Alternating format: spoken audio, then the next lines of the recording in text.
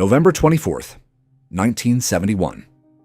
The day before Thanksgiving, at an airport in Portland, people were rushing to flights, saying goodbye to family, and preparing for the holidays.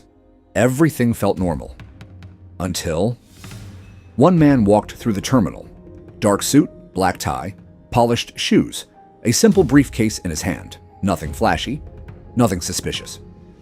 Honestly, if you saw him, you probably would not look twice. But within a few hours, that same man would pull off one of the boldest crimes in American history, walk away with $200,000, jump out of a plane, and disappear forever.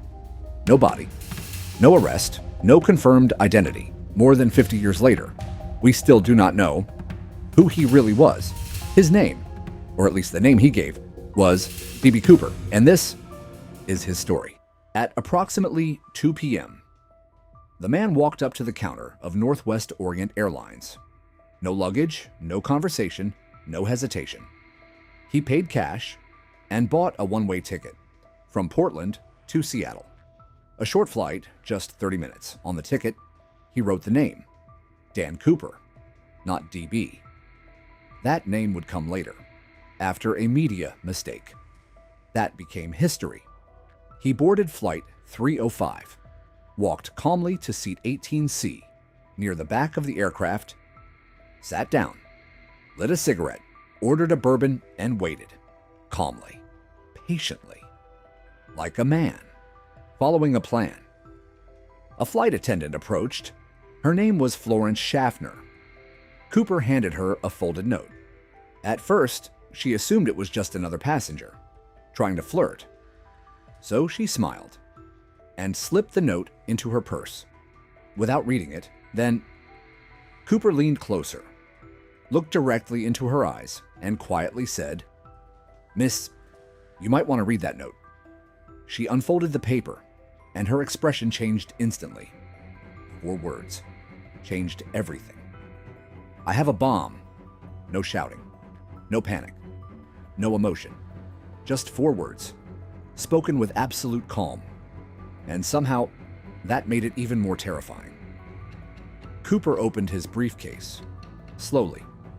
Inside, she saw wires, red cylinders, and what looked like a live explosive device. Whether it was real, nobody knows. But in that moment, it did not matter, because everyone believed him. Cooper made his demands. $200,000 in cash, 4 parachutes, and a fuel truck waiting in Seattle. No negotiations, no drama, no mistakes, just business. As the aircraft circled above Seattle, authorities on the ground scrambled to meet his demands. Passengers sat quietly, unaware that they were part of history. Some read magazines, some stared out the window, some simply waited to land. Finally, the plane touched down. The money arrived. The parachutes arrived. And Cooper kept his word. Every passenger walked off safely. No injuries, no panic, no chaos, only silence. But Cooper was not finished. He gave the crew one final order. "Back in the air!" Night had fallen. Rain pounded against the aircraft. Winds became violent. Visibility nearly zero. Below them, miles of dark forest and freezing wilderness. At exactly 8:13 p.m., a warning light flashed inside the cockpit. The rear staircase had opened.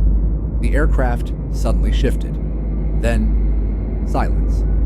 Somewhere above the Pacific Northwest, D.B. Cooper grabbed the money, secured the parachute, took one final step, and jumped straight into the storm, into darkness, into freezing rain, into history.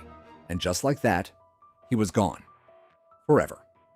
What followed was one of the largest investigations in American history. The Federal Bureau of Investigation chased every lead, thousands of interviews, hundreds of suspects, decades of investigation, and still nothing.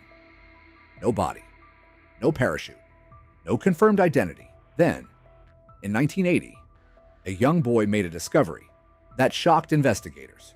Buried near a riverbank were bundles of decaying cash, part of Cooper's ransom money, real evidence.